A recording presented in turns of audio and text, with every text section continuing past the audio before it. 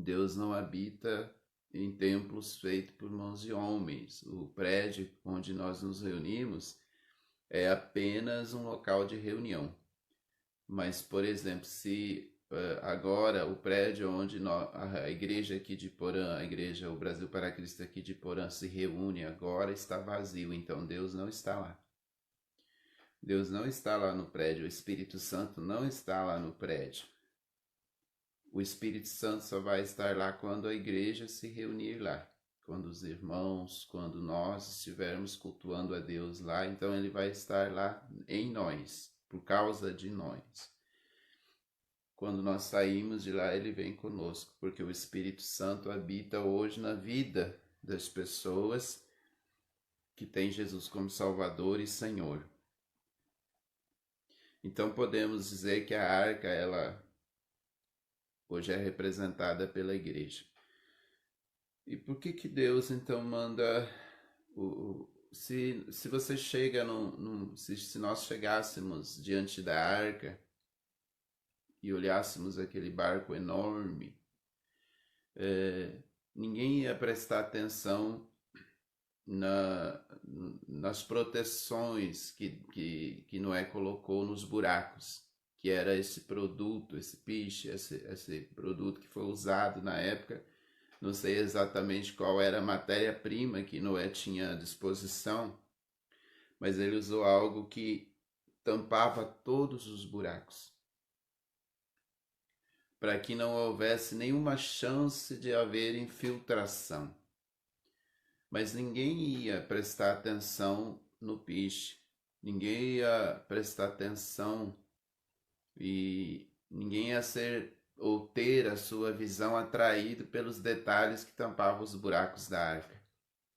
Todos nós, se chegássemos diante daquele barco enorme, nós íamos prestar atenção no tamanho, na arquitetura, no projeto. Quando você chega num prédio, por exemplo, hoje, o que te chama a atenção? Normalmente o que chama a atenção num prédio, e hoje os arquitetos atentam muito para isso, é a fachada do prédio. Hoje se trabalha muito com a fachada, porque é ali que o olhar das pessoas vai fixar. Quando nós chegamos num prédio, seja esse prédio um local de reunião da igreja, seja um prédio comercial, seja uma casa, a primeira coisa que se observa numa construção é a fachada. É ela que atrai os olhares. Mas seria a fachada a parte mais importante de um prédio? O que sustenta o prédio? Nós estamos construindo um prédio aqui onde a igreja vai se reunir futuramente. E nós estamos fazendo um trabalho, sábado passado, agora mesmo, a gente fez um trabalho muito pesado, que é uma viga que vai no chão. Tem muito ferro, muita areia, muita pedra, muito cimento e bastante ferro. Quando esse prédio estiver pronto, essa viga vai estar enterrada, ela vai estar debaixo da terra. E quando as pessoas chegarem nesse prédio, elas não vão nem saber que existe essa viga ali. E que essa viga deu tanto trabalho para ser construída. Elas não vão nem saber, essa viga não vai estar visível. São os detalhes que sustentam um prédio. Se tirar aquela viga, se não fizesse construir só o prédio sobre a terra, ele não suportaria o vento, as tempestades e cairia. E seria um projeto que estaria totalmente destruído pela falta daquilo que não se vê, que são às vezes pequenos detalhes, mas que dão sustentação. Quando Deus disse para Noé, tampe os buracos por dentro, isso analisando de forma contextual para a nossa vida, nós aprendemos que Deus estava preocupado com a nossa vida íntima, com Deus estava aqui querendo que nós olhássemos para dentro da nossa casa. Tampar os buracos por dentro aqui significa olhar para dentro, para os bastidores da nossa vida, para o antes da reunião na igreja e para o depois. Porque quando nós nos reunimos como igreja, todo mundo é crente. Quando um bate palma, todo mundo bate. Quando um glorifica a Deus, muitos glorificam juntos. Quando um canta, todo mundo canta. Todo mundo está ouvindo a mesma palavra. Então, na reunião, todo mundo é crente. Todo mundo ali é igual. O único ser que enxerga de fato, quem de fato ali na reunião é cristão e quem de fato vive uma vida que agrada o coração de Deus é o Espírito Santo. A ele ninguém engana. O Espírito Santo conhece as palavras antes que elas saiam da nossa boca. Ele conhece o profundo do nosso ser. Então, o que nós aprendemos quando Deus diz para Noé, para ele tampar os buracos por dentro da arca?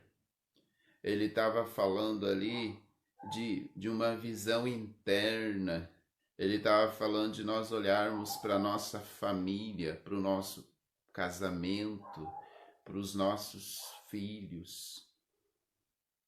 O maior projeto de Deus para a humanidade, e olhando aqui com uma visão de pastor, o maior projeto de Deus para a minha vida não é o meu ministério. O meu ministério pastoral é consequência do que eu vivo no dia a dia, nos meus bastidores. O que Deus quer fazer dar certo na minha vida é o meu casamento, é a vida, a educação, a formação da nossa filha. E a partir dessa visão interna, essa base que ninguém lá fora vê, ninguém conhece a minha intimidade em casa, ninguém sabe, a menos aqueles que são um pouco mais íntimos meus, mesmo assim, sabe, tem uma visão muito limitada de como é meu casamento, de como é a minha vida paterna, de como eu me comporto diante da minha filha, de quais ensinamentos eu deixo para minha filha. Existem muitas pessoas que estão iludidas, pensando que e doando todo o seu tempo para fazer dar certo as coisas lá fora, enquanto a base está sendo destruída. Preste atenção no que Deus disse para Noé. Deus disse assim: primeiro cuide da parte interna, Noé. Cuide daqui de dentro. Olhe para os detalhes aqui dentro, Noé. Porque se você não tampar os buracos, as brechas aqui dentro, a água ela pode infiltrar e qualquer buraquinho, por minúsculo que tivesse na arca, teria afundado todo o projeto. Porque a água ela vai batendo e ela vai infiltrando e vai corroendo, e de um pequeno buraco ela podia abrir uma grande cratera e entrar muita água e afundar todo o barco, consequentemente a família de Noé. Atrás do que você está correndo nos nossos dias? Talvez eu esteja falando com pastores, eu não Deus, através de mim. E muitas vezes nós precisamos, e essa quarentena ela tem nos proporcionado, embora aqui na minha cidade nós já estamos nos reunindo de uma forma muito limitada na igreja, no prédio, mas já estamos nos reunindo. Mas eu tenho pensado, potencialmente hoje, pensei muito sobre bastidores. A Bíblia relata a história de um homem no Antigo Testamento, que era um capitão de um grande exército da Síria.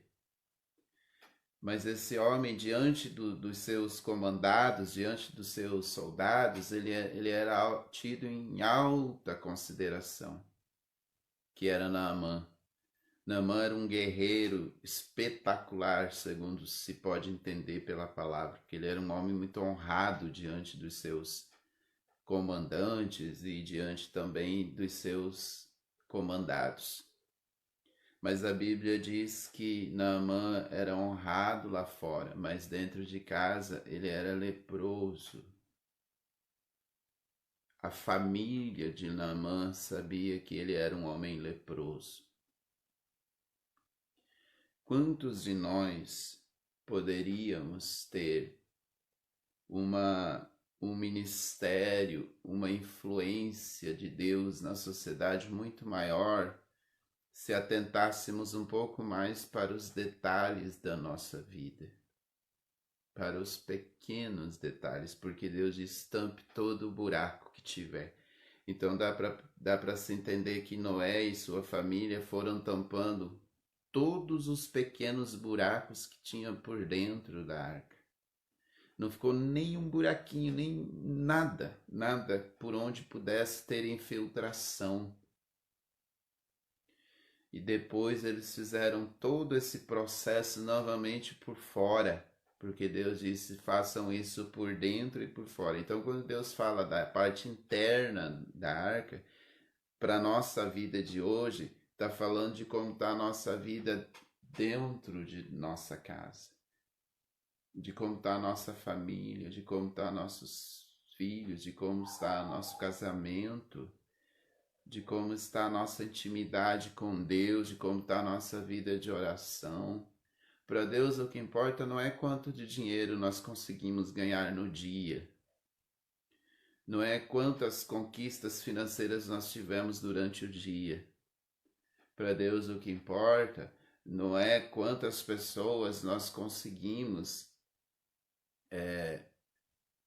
atingir durante o dia de forma benéfica. Para Deus, o que importa é como nós estamos na base, porque é aqui dentro da minha casa que tem a sustentação para a minha vida lá fora. Quando a raiz está doente, os frutos serão maus, serão contaminados, serão frutos que não serão próprios para consumo.